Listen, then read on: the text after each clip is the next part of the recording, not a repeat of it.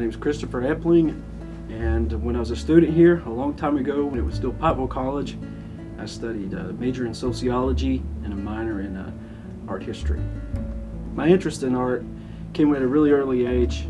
I remember drawing all the way back. In fact, my great-grandmother had a marble table, and I was underneath that table with crayons, and I was completely covering the bottom of that marble table with some sort of gibberish. I was like 4 or 5, and my great-grandmother could have possibly stifled everything, but she handled it really well. She was just like, "Hey, come here, let's try paper," and that's the earliest memory I have, probably.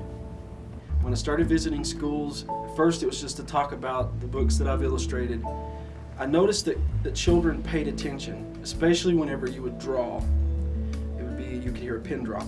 And apparently I had no background in teaching, but that was unheard of, to have students be quiet, especially in large groups.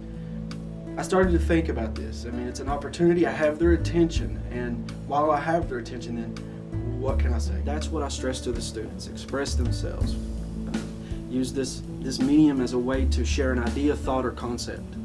And students are taking it off. They're running with it. They're doing a great job. One thing that I do suggest for students that are going into the arts, they want to work in art when they get out and they want to graduate. The one thing I suggest is you constantly draw, keep sketchbooks, constantly hone your craft, work in all sorts of different mediums. Let's say you want to work in drawing in particular, like illustrations. Do watercolor, do acrylic, do oil, do color pencil, work in various different styles. Find people who are working in a field that you like, reach out to them. There were a handful that did take time out to talk to me and everything, and that meant all the difference in the world.